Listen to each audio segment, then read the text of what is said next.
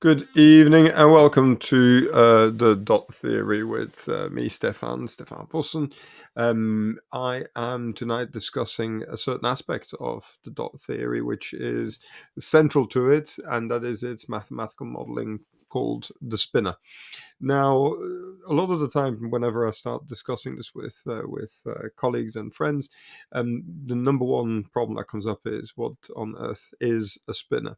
Now, essentially, it is a mathematical object, but what does that actually mean? It means that it is something that does something in a way that, for example, we understand a chair to be something that does something. It's something that does something that we don't normally talk about in day to day. It's not an activity that we are naturally predisposed to understanding.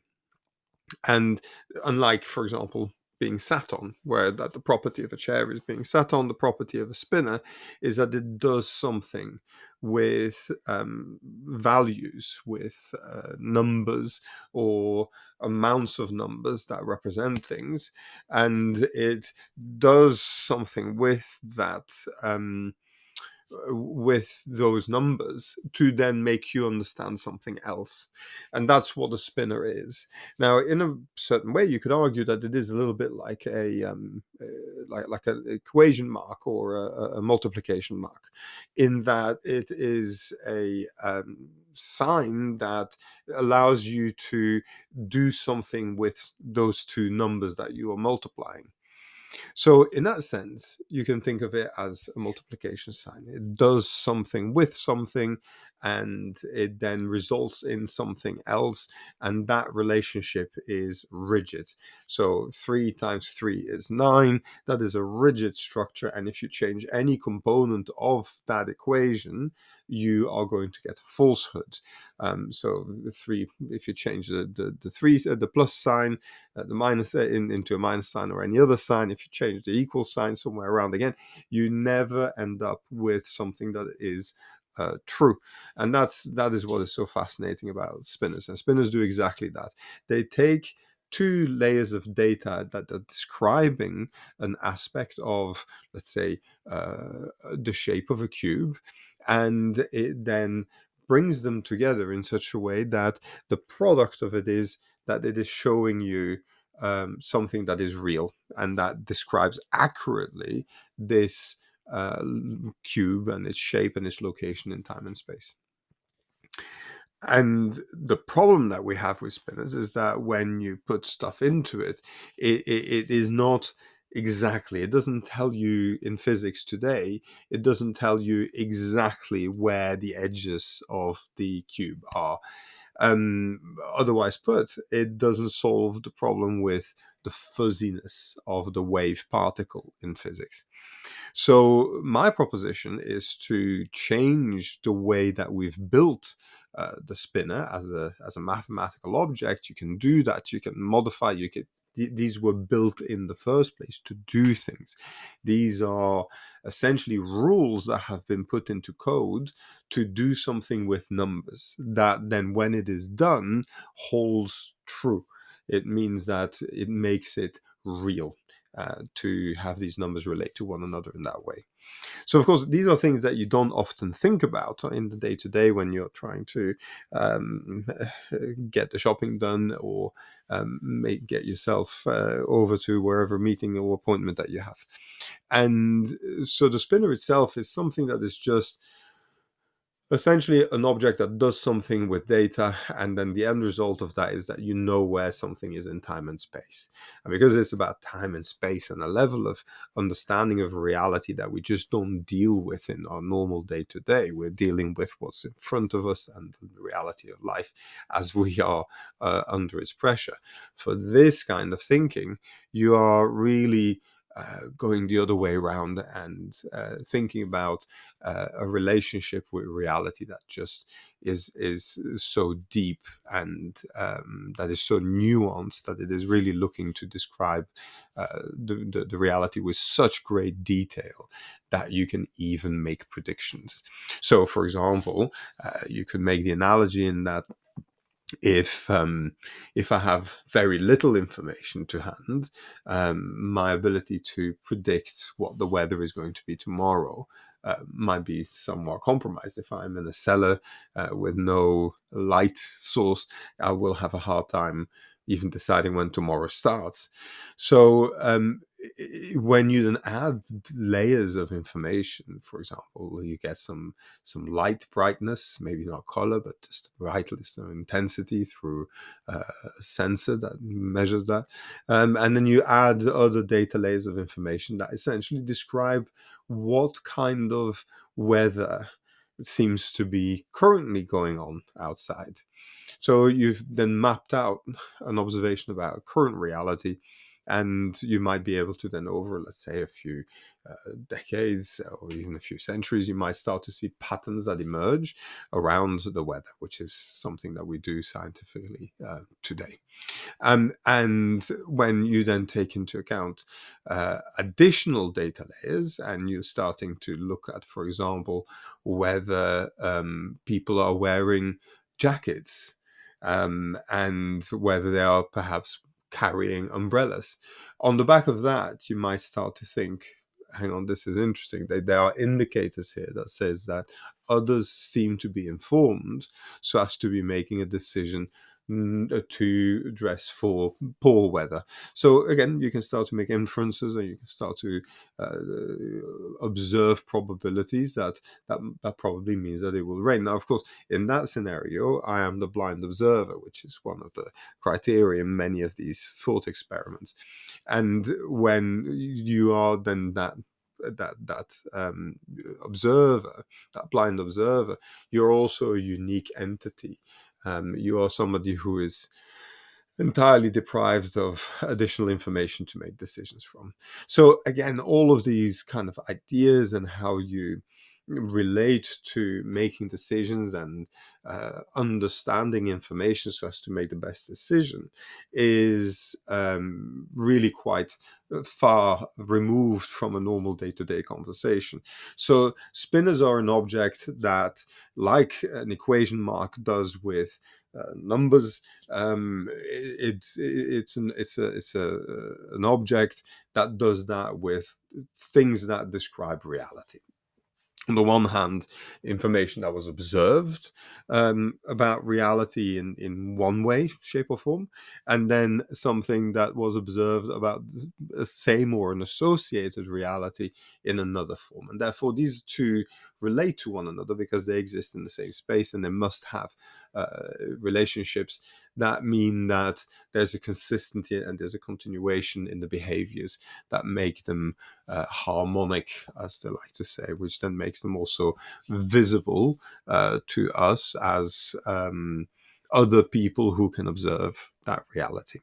So within the data model, that really lends itself very comfortably, because we're basically looking at data as pure numbers, as representative of two aspects of that reality. One is its location in time and space, but then you also have the its function, its meaning within the context that it exists in at that moment in time. So, what gives with all the crazy shapes? I hear you say.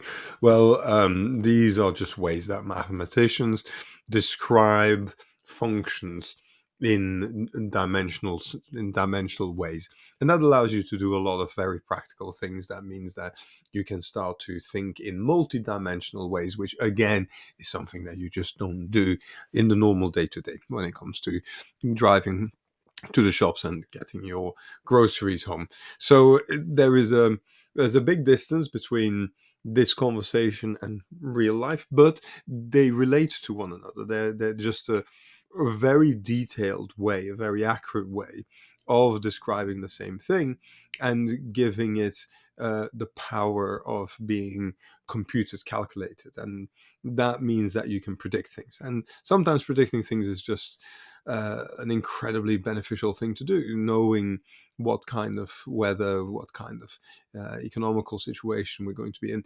These things enable us to plan and create a better world for each other. And with this solution, this twist to the proposition that I've made, by using that way of thinking to apply it to healthcare, is essentially a way to make the spinner self-referential, which means that it is an object that is talking about itself. It is my pain, my back pain. It might be my headache, etc. But it could also be my high blood pressure and so on. So this is why this model, whilst is born from a practice that is thinking about chronic pain and long-term lifestyle issues, in terms of my own personal clinical practice, there is an application of this that goes into all aspects of the things we can record about humans. And that includes both that which they feel and what we feel in our lived experience of life, and what it can be recorded of, what that means. So, for example, the raised high blood pressure, but it is following on from running up and down staircases, and it drops after a minute, which in itself then again means something else about that person's cardiovascular health. So these continuous adaptive cycles, they really tell us a lot of information about what's going on inside that person and how that person functions. And in this logic, you are then enabling what is basically real-time, real-world predictive entanglement of information describing the human lived experience. And those are, of course, very, very big words, but again, they're trying to precisely describe and capture this very odd spinner thing. And with the shapes, you can look at it. It's quite a mesmerizing object. At least it is to me. And obviously, I have stared at it a lot. But it is just a continuation on the Dirac belt loop trick, and then I've just added one rotation into the same movement, which is perfectly permissible mathematically. And there is really no reason why it can't be done. And what that then allows us to do is to drop down one of the mathematical functions, which basically means that you're adding a movement or a shape to the geometry of the mathematics, which basically means you make it mean something else. With each of these geometric rotations, as we call them, they give a meaning. So their movement has an intrinsic meaning that then gives a shape to how we describe reality. So again, very long words and very complicated sentences, but actually all they're trying to do is say it how it is through the language of mathematics. And the benefit of being able to do that in mathematical language is that you can then compute it, you can then calculate it. And the benefit of being able to calculate something is that you can accurately know what is going to happen, in the same way as you'll calculate the tensile strength of concrete or metal in order to know how solid the building or a bridge is going to be. So there are very important implications that are associated to being able to calculate something. And by modifying the spinner in the way that I am suggesting, which might seem ludicrous to some, because why change the meaning of the multiplication mark? But I'm not changing the meaning of the multiplication mark. There's a slight difference between the meaning of the multiplication mark and the meaning of the spinner. The spinner is something that was constructed to represent an attempt to describe reality. That's why it's fuzzy. And that's also why Professor Einstein said that his theory was incomplete, because it's not capturing the full essence of where the point particle is and how it's going to behave at which point in time and space. Again, very complicated terms, but that is what the level to which that the dot theory is trying to describe our relationship, and our calculable relationship, our comprehensible, rationally understandable relationship with reality, and the level of influence and impact that we have on reality, and therefore, very importantly, responsibility that we have towards reality and our actions within it. So again, thank you very much for this, for your attention for the last 15 minutes. I hope you have a wonderful evening and or day, whatever time you're watching this. All the best. Take care. Bye bye.